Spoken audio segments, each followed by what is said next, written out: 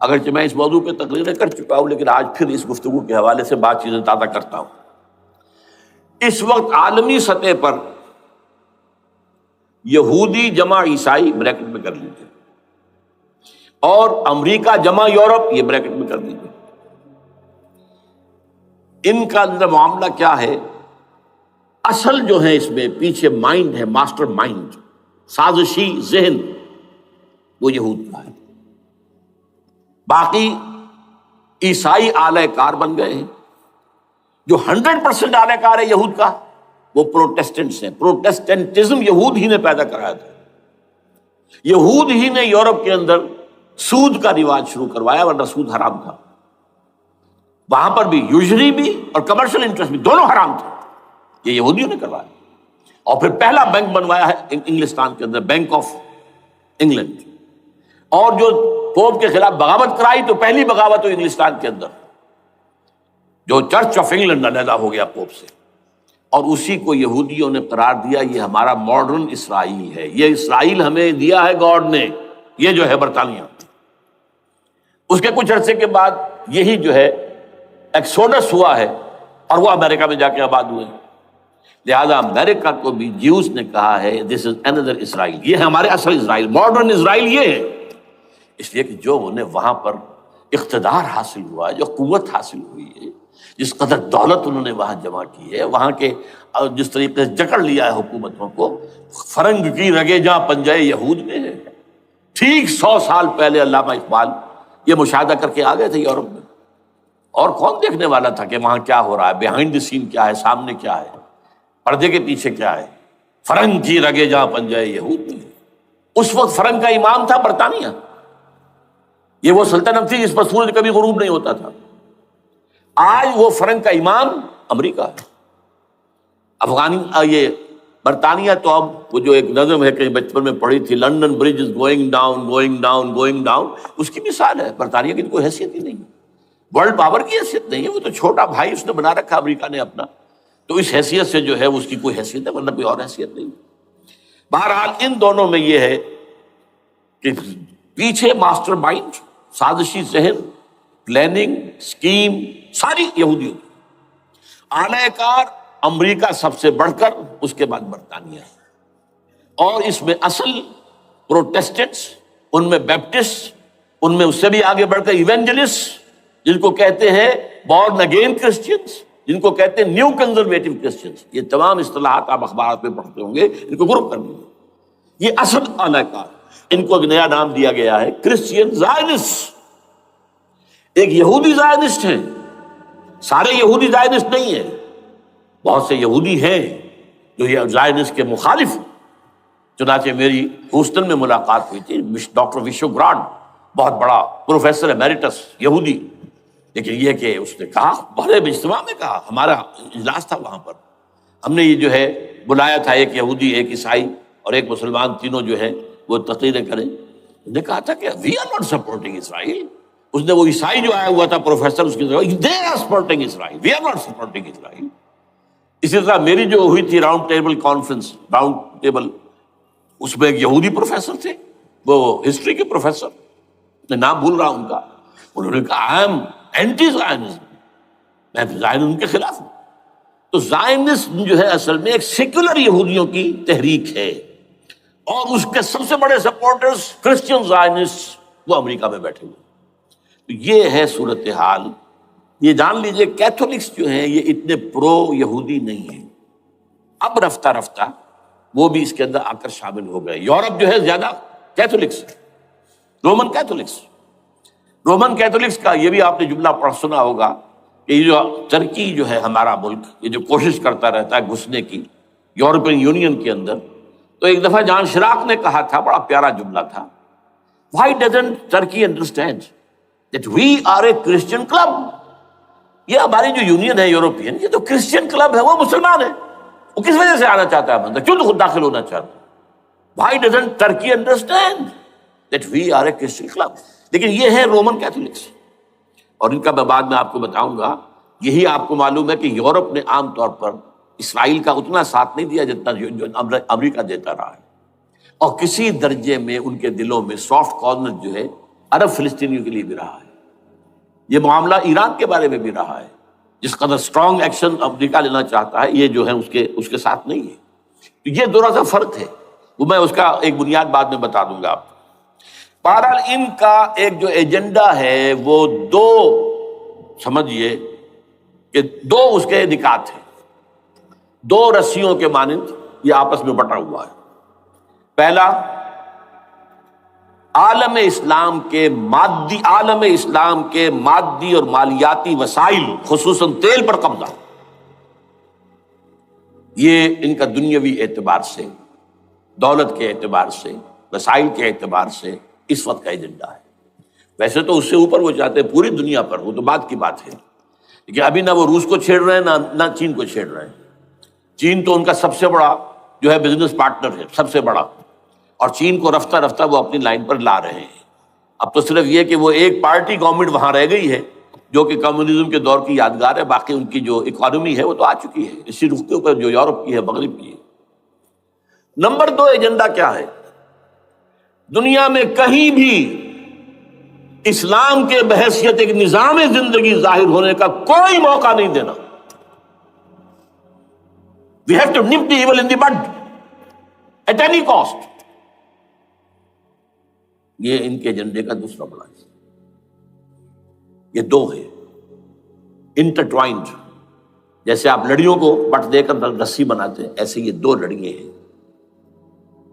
اسلام کا political socio economic system کہیں نہ آ جائے دنیا میں، ہو نہ جائے آشکارا شر پیغمبر کہیں، یہ ابلیس نے کنکلوڈ کیا ہے، وہ جو ابلیس کی مجلس شورا ہے، ہو نہ جائے آشکارا شر پیغمبر، کہیں ایسا نہ ہو کہ پیغمبر کی شریعت دنیا کے سامنے آ جائے، پیغمبر کا نظام آ جائے۔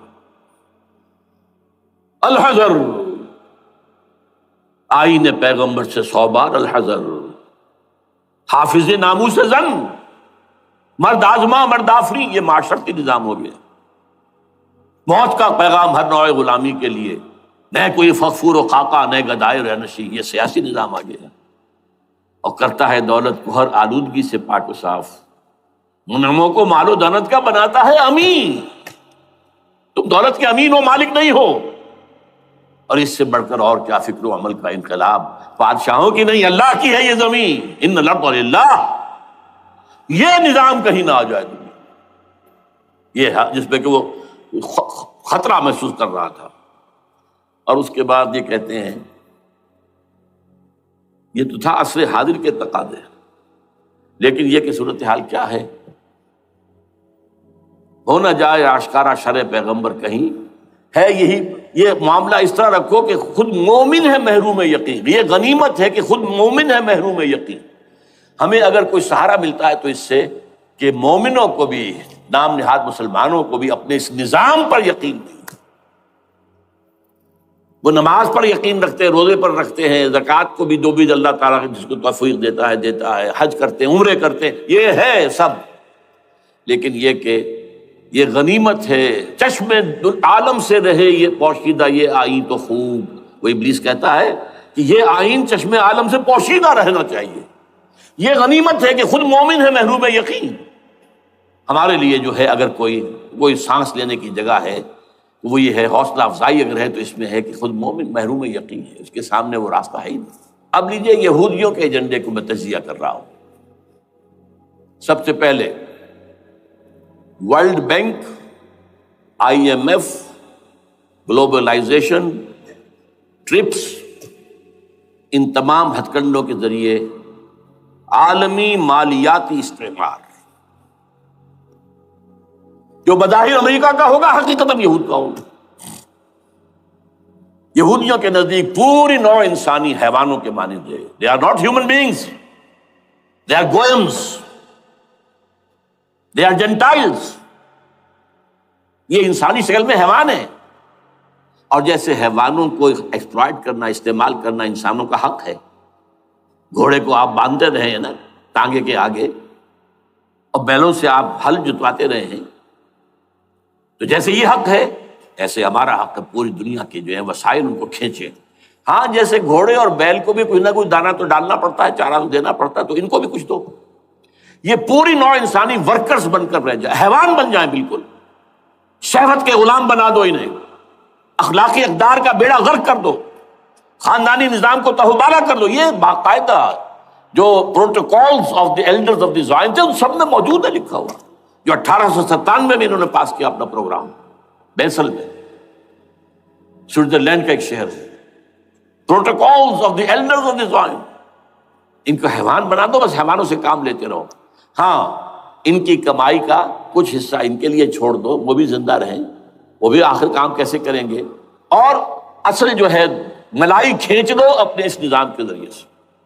World bank, IMF، stock exchange, TRIPS, globalisation, اس کے ذریعے سے عالمی مالیاتی استعمار۔ نمبر 2، ایک ہے ان کا ایجنڈا، یہ تو عالمی ہے، دوسرا ایجنڈا کیا ہے؟ وہ لوکل ہے۔ وہ کیا ہے؟ گریٹر اسرائیل کا قیام، جس میں مصر کا سارا زرخیز علاقہ شامل ہوگا، جو ڈیلٹا کا علاقہ کہلاتا ہے اس کا، جہاں کے اس وقت کے بادشاہ نے، حضرت یوسف علیہ السلام کے زمانے کے بادشاہ نے، وہ فرعونہ کے خاندان میں سے نہیں تھا، وہ عرب تھا، عربوں ہی سے کسی وقت کوئی قوم آئی تھی جو کہ مصر پر قابض ہو گئی تھی، اس نے حضرت یوسف کے خاندان کو لا کے وہاں آباد کیا، بہترین جشن کا علاقہ کہلاتا ہے، بہترین۔ وہ کہتے ہیں ہمارا ہے، ہم رہے وہاں پر کئی سو برس تک رہے، عراق ہمارا ہے، وہاں ہمیں قید میں رکھا گیا، نبوکدنضر دے گیا تھا۔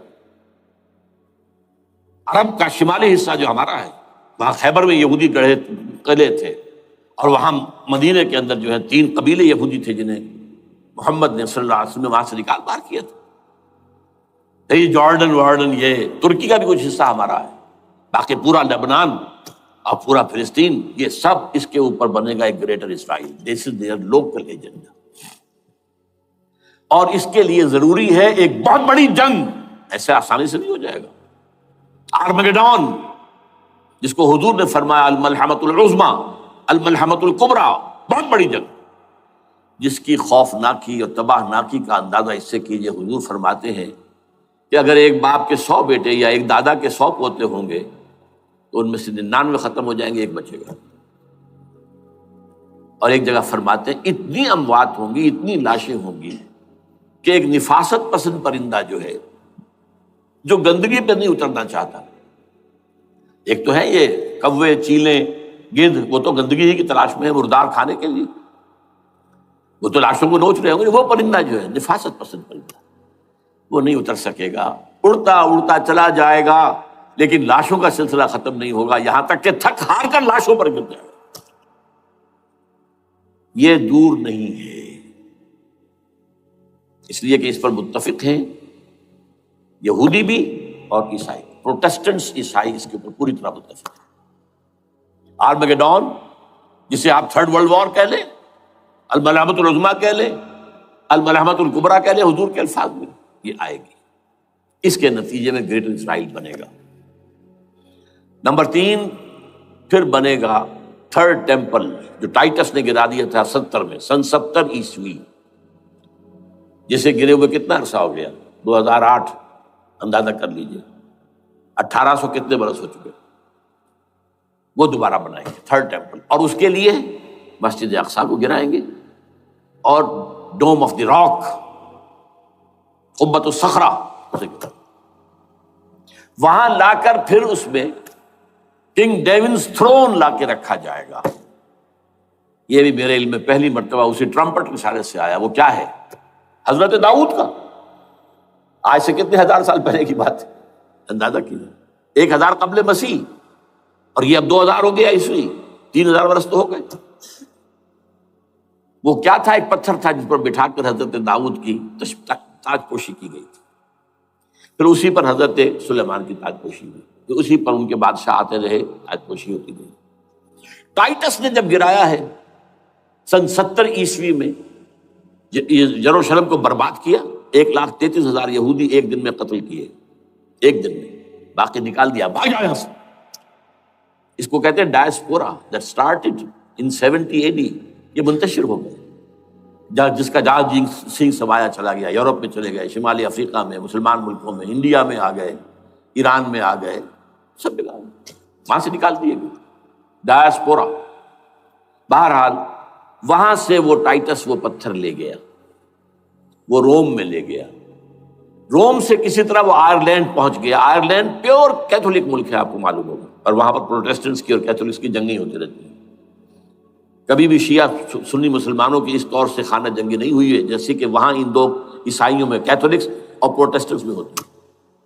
وہ رومن کیتھولک ملک ہے بیچ میں۔ وہاں سے وہ انگلینڈ میں آیا، انگلینڈ میں جب آ گیا، بلکہ وہاں سے اسکاٹ لینڈ سے انگلینڈ میں پھر اس کو ایک کرسی کے اندر اس کی سیٹ کی حیثیت سے بنا کر ایک تھرون کی شکل دے دی گئی، اور وہ جو ویسٹ منسٹر ایبے ہے، برطانیہ کے پارلیمنٹ کے ساتھ جو چرچ ہے ویسٹ منسٹر ایبے، وہاں اس کو لا کے رکھ دیا گیا۔ اس وقت سے برطانیہ کے بادشاہوں اور ملکاؤں کی تاج پوشی وہاں ہوتی ہے۔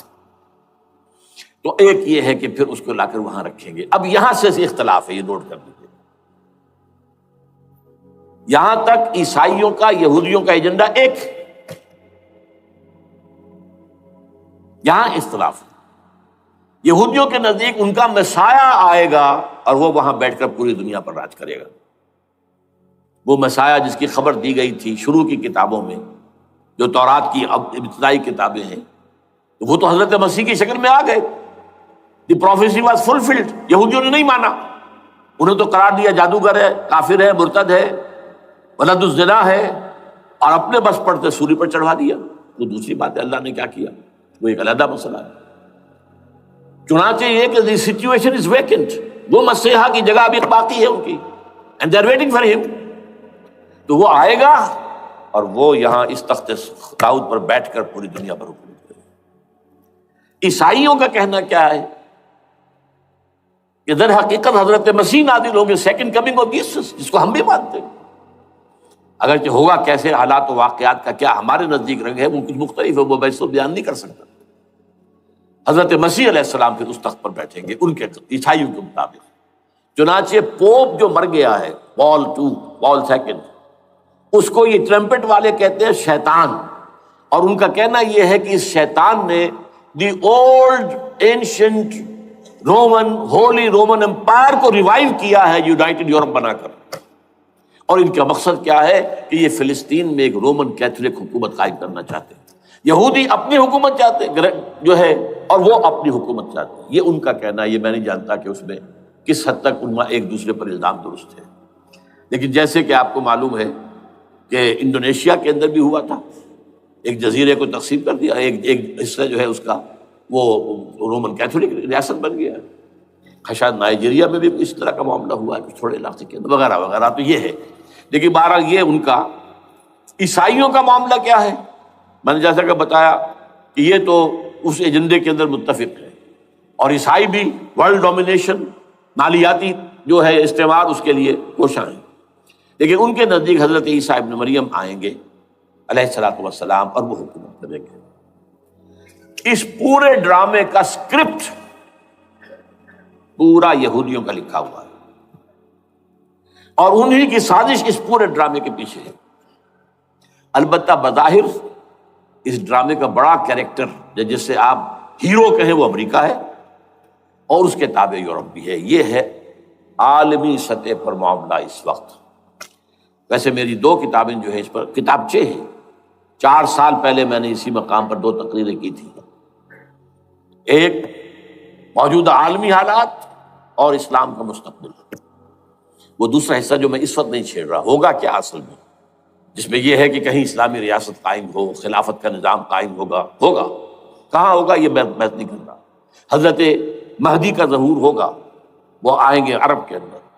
پھر یہ ہے کہ وہ جو گریٹر اسرائیل کے خلاف جہاد ہوگا، اور اللہ کرے گا کہ رفتہ رفتہ یہ ممالک جو ان سے لے لیے جائیں گے، یہاں تک کہ بالآخر ایک یہودی اعلان کر دے گا میں ہوں مسیح، جس کو کہ عیسائی بھی کہتے ہیں اینٹی کرائسٹ، اور یہ کہتے ہیں یہ بیپٹسٹ بھی کہ اینٹی کرائسٹ جو ہے وہ یہودی ہوگا، جبکہ کچھ عرصے پہلے بہت بڑا پروپیگنڈا ہوا تھا کہ اینٹی کرائسٹ جو ہے، دجال جو ہے، وہ تو مسلمان ہوگا، نہیں، لیکن وہ کہتے ہیں کہ ہوگا یہودی ہوگا، اور پھر اس یہودی کو قتل کریں گے حضرت مسیح، دی ریئل مسیح، اصل مسیح جو اٹھا لیے گئے درمیان میں، وہ آئیں گے اور ان کے ہاتھوں دجال بھی قتل ہوگا، اور پھر مسلمانوں کے ہاتھوں ایک ایک یہودی ختم ہوگا، پھر ایک عالمی اسلامی ریاست قائم ہوگی حضرت مسیح کے ہاتھوں، اور وہاں پر حضرت مسیح، ایک حدیث میں آتا ہے 40 برس تک پوری دنیا پر حکومت کرے گی۔ بہرحال یہ دوسرا پکچر ہے جو ہمارے سامنے، میں اس وقت کی تفصیل میں نہیں جا رہا، جو ان کے سامنے پکچر ہے وہ میں نے آپ کو بیان کر دیا۔ اب اس میں تجزیہ کیجئے افغانستان پر حملے کا اصل سبب، جو میں نے دو بتایا نا، دو لڑیاں ہیں ان کے ایجنڈے کی، ایک اسلام کہیں ظاہر نہ ہو جائے، اسلام کا نظام ظاہر نہ ہو جائے، اور ایک مسلمانوں کے مالیاتی، خاص طور پر تیل کے وسائل پر قبضہ۔ اب افغانستان میں کیا ہوا ہے، یہ سارا معاملہ تھا اسلام کا راستہ روکنے کے لیے، کہ یہاں تو اسلام ایک شکل دکھا رہا ہے اپنی، اور اگر انہیں موقع مل گیا تو یہ تو ایک ایسی ویلفیئر اسٹیٹ قائم کر دیں گے، زکوٰۃ کا نظام قائم ہو جائے گا تو اعلیٰ ترین ویلفیئر اسٹیٹ قائم ہو جائے گی، اور اگر یہاں پر جو ہے یہ ساری سزائیں نافذ ہو گئی، معاشرہ کرائم فری ہو جائے گا، لوگوں میں محبت ہوگی، مساوات ہوگی، اور یہ کہ عام لوگوں کے لیے ویلفیئر ہوگا، اور یہ سامنے نظام آ گیا تو پھر ہمارا یہ نظام کیپٹلزم یہ کہاں رہے گا، اس کو تو منہ چھپانے کی جگہ نہیں ملے گی۔ لہذا افغانستان پر حملے کا اصل موٹو یہ ہے۔ البتہ یہ ساتھ ہی یہ بھی تھا کہ افغانستان کے راستے سے سینٹرل ایشین سٹیٹس جو ہیں ان سے پائپ لائنیں لا کر، اور وہ پھر کہیں گوادر کے آس پاس سمندر تک لائے جائے، تاکہ ہم وہاں کے جو ہے ڈرین کر سکیں جو تیل اور گیس کے ذخائر ہیں سینٹرل ایشین سٹیٹس کے اندر، جو مسلمان سٹیٹس ہیں، تو اس کے لیے راستہ جو ہے وہ لینا چاہتے تھے افغانستان سے۔ اب وہ جہاں تک افغانستان کا تعلق ہے وہ تو ان کے قبضے میں ہے، جب چاہیں کر لیں۔ اب پاکستان کا معاملہ جو تھا وہ جیسا کہ میں نے کہا کہ اس کا راستہ وہ رک گیا، جبکہ انہیں واپس جانا پڑ گیا، لیکن انہوں نے افغانستان میں کوشش کی۔ طالبان کے زمانے میں یونیکول جو ہے ان کی سب سے بڑی جو ہے وہ کمپنی ہے، اس نے مذاکرات کیے، وہ دیکھ کر حیران رہ گئے کہ یہ ان پڑھ، یہ ملے ملاٹے جو ہیں یہ تو بڑے ٹف بارگینر ہیں۔ اس طریقے سے پاؤں جما کر طالبان نے جو ان کے ساتھ مذاکرات کیے ہیں اور ان سے اپنی شرطیں پیش کی ہیں کہ وہ گھبرا کر بھاگ گئے۔ یہ صورتحال بھی تھی افغانستان پر قبضہ کرنے میں، لیکن یہ ہے کہ اصل کیا تھا کہ وہ اسلام کی کوئی شکل دنیا کے سامنے نہ آنے پائے، جو ان کا میجر ہے۔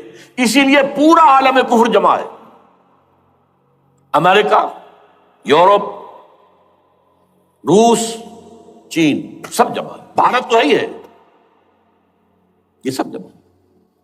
آپ نے یاد ہوگا جب لال مسجد کا حادثہ ہوا ہے اور ہمارا یہ بدبخت اور بدمعاش انسان، اس نے صرف خود جان بوجھ کر اسے بڑھایا، ایک پھنسی کو پھوڑا بنایا، اس میں پھر شگاف دیا اور شاباش لی ہے۔ امریکہ سے شاباش آ گئی، نیٹو سے شاباش آ گئی، رشیا سے شاباش آ گئی، چائنا سے شاباش آ گئی۔ وہ چونکہ محسوس کر رہا تھا کہ اندرون ملک تو میری اب کشتی ڈگمگا رہی ہے، ڈاواڈول ہے، I have to have more support from outside, اور for that I have to do it۔ کہ دیکھو میرے عین قلب میں پاکستان کے یہ پھوڑا نکل آیا تھا، یہ بنیاد پرستی کا اور یہ شدت پسندی کا اور یہ تنگ نظری کا اور یہ فلاں کا، یہ دہشت گردی کا، اور میں نے دیکھو کیسے اس میں چیرا دیا ہے، کتنے لوگوں کو ختم کر دیا ہے۔ اچھا، اس میں یہ بھی ذہن میں رکھیے کہ افغانستان کے بارے میں یہودیوں کے علم میں ہے کہ حضور کی حدیثیں کیا ہے۔ حضور کی حدیث ہے یخرج من خراسان رایات سود، خراسان کے علاقے سے کالے جھنڈے لے کر فوجیں چلیں گی، لا یردھا شیء، کوئی طاقت ان کو رخ نہیں موڑ سکے گی، حتیٰ تنصب بیلیا، یہاں تک کہ وہ آ کے بیت المقدس میں جھنڈے گاڑ دیے جائیں۔ دے نو اٹ، یہ جان لیجیے یہ لوگ پڑھے لکھے لوگ ہیں۔ میں آپ کو ایک واقعہ سناتا ہوں۔ جب 1967 میں یہودیوں کو فتح ہوئی بہت بڑی، اور پورا یروشلم اب ان کے قبضے میں آ گیا، ایسٹ یروشلم جو کہ ابھی جارڈن کے قبضے میں تھا، تو جب موشے دایان تھا وہ کانا، وہ داخل ہوا فاتح کی حیثیت سے، تو اس کے ساتھ ایک ربائی تھا بہت بڑا، چیف ربائی یہودیوں کا بہت بڑا عالم، اور وہ رو پڑا، تھا تو فتح کا وقت، خوشی کا، رویا۔ So this is the beginning of the end, یہ الفاظ آئے اخبارات کے اندر۔ گویا کہ اب یہ آخری ڈرامہ جو ہے شروع ہو گیا ہے. وہ آخری ڈرامہ انہیں معلوم ہے ان کی تباہی پر ختم ہونا. اس میں حضرت مسیح کے نزول کے بعد یہ ٹرمپٹ والا بھی لکھتا ہے کہ 80% یہودی قتل ہو جائیں گے. اور میں سمجھتا ہوں کہ 20% اگر صحیح ہے اس کی بات تو وہ ہوں گے جو اب حضرت مسیح پر ایمان لے آئیں گے. باقی 80% اپنے اس کفر پر اڑے رہیں گے اور قتل.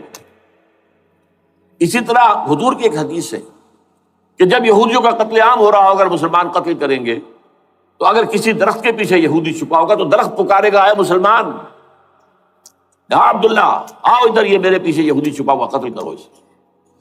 کسی پتھر کے پیچھے چھپے گا تو پتھر بولے گا سوائے ایک درخت غرقد کے، کہ غرقد یہودیوں کا درخت ہے، وہ پناہ دے گا. اور آج اسرائیل میں سب سے بڑی پلانٹیشن غرقد کی ہے.